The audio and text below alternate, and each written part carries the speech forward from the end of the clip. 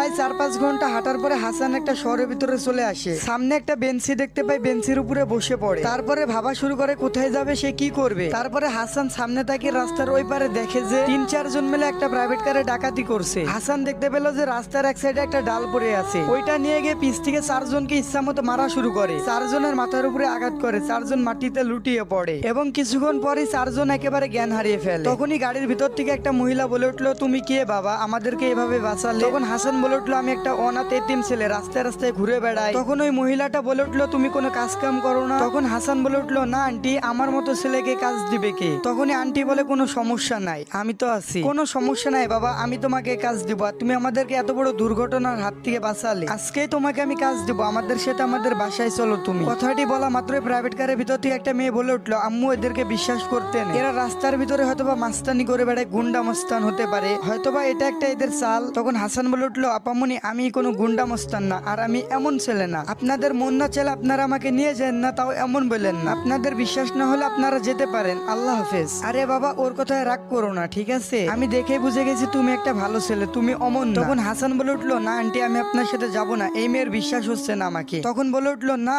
দূর পাগল, ওইটা আমার মেয়ে, ও একটু রাগী, ওর কথায় কিছু মনে করো না, ওর নাম অরু, তবে ও একটা খুবই ভালো মেয়ে। তুমি এত কথা বলো কেন বাবা, তুমি আমাদের গাড়িতে উঠে বসো, আর একটা কথা শুনতে চাই না আমি। তখন হাসান বলে উঠলো, আচ্ছা ঠিক আছে আন্টি, উঠতেছি। তারপরে হাসানকে নিয়ে তাদের বাসায় তারা পৌঁছে যায়। তারপরে হাসান তার আন্টিকে বললো, এটাই কি আপনাদের বাসা? আন্টিতে বললো, এটাই আমাদের বাসা। আন্টি, এটা তো কোনো বাসা নাই, এটা একটা রাজপ্রাসাদ, পুরা তাজমহল।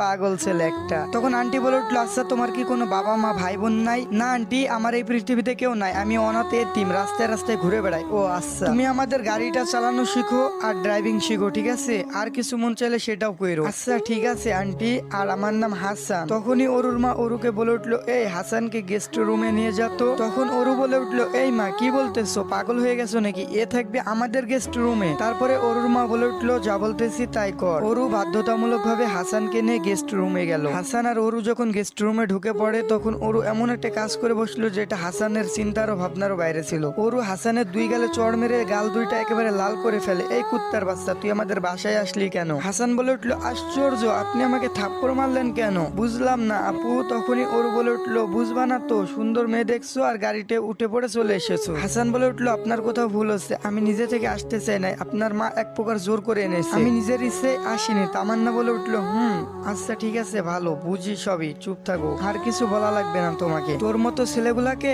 আমার খুব ভালো করে চেনা আছে। অরু রাগান্বিত হয়ে রুম থেকে বেরিয়ে যায়। তখন হাসান মনে মনে ভেবে বলে, যাই হোক না কেন, সহ্য করতে হবে, এখান থেকে আমাকে কিছু একটা করতে হবে। বাসার যে যাই বলক